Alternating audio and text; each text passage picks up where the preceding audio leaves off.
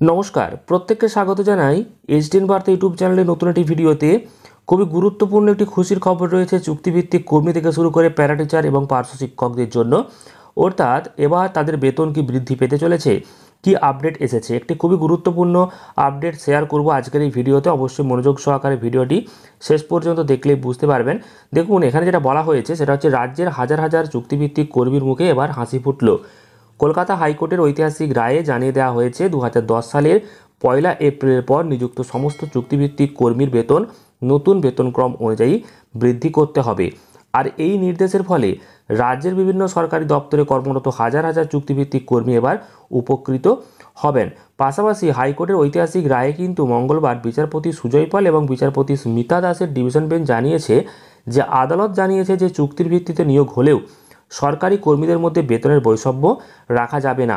এর আগে সিঙ্গেল বেঞ্চও এই একই রায় কিন্তু দিয়েছিল। রাজ্য সরকার সেই রায়কে চ্যালেঞ্জ করে ডিভিশন বেঞ্চে আপিল করলেও তা কিন্তু পরবর্তীকালে খারিজ হয়ে যায়। আর এখানেই একটি গুরুত্বপূর্ণ আপডেট রয়েছে যে 2011 সালের রাজ্য সরকার একটি বিজ্ঞপ্তি জারি করে জানিয়েছিল যে চুক্তিভিত্তিক কর্মী চাকরিতে 10 বছর পূর্ণ করবেন এবং তাদের বেতন বৃদ্ধি করা হবে। তবে সেই বিজ্ঞপ্তিতে এটাও বলা হয়েছে 2010 সালের 1 এপ্রিলের পর নিযুক্তরা এই সুবিধা পাবেন না বা এই সুবিধার আওতাতে আসবেন না।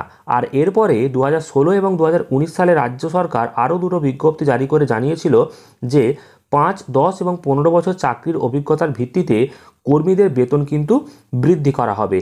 কিন্তু 2010 সালের পর চাকরিতে যোগ যারা দিয়েছিল সেই সমস্ত কর্মীরা এই সুবিধা থেকে এতদিন বঞ্চিত হচ্ছিলেন। আর তাদের দাবি যে তারাও কিন্তু বর্তমানে 5-10 বছর চাকরি করেছেন, তাহলে নতুন নিয়ম অনুযায়ী তাদের বেতন কেন বাড়বে না বা বেতন কেন বাড়ানো হবে না।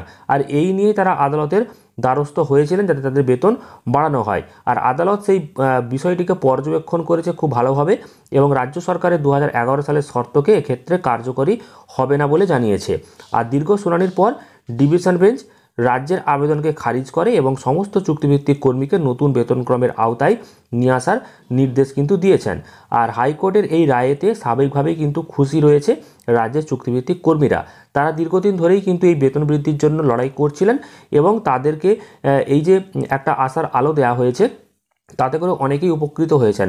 এবার চুক্তিভিত্তিক কর্মীদের মধ্যে প্যারা টিচার বা পার্শ্ব শিক্ষকরা আসবেন কিনা সেটা পরবর্তীকালে জানা যাবে, বা পার্শ্ব শিক্ষকদের বেতন বাড়বে কিনা সেটা কিন্তু আপাতত কোনো কিছুই আপডেটে উঠে আসছে না। তবে পার্শ্ব শিক্ষকদের বেতন বাড়া উচিত বা অনুচিত বা যেটা আপনাদের মনে হয় সেটা অবশ্যই কমেন্ট করে জানাবেন। আর পরবর্তী আপডেটগুলো পেতে অবশ্যই আপনারা চ্যানেলটি সাবস্ক্রাইব করবেন আর ভিডিওটি প্রচুর পরিমাণ লাইক এবং শেয়ার করবেন।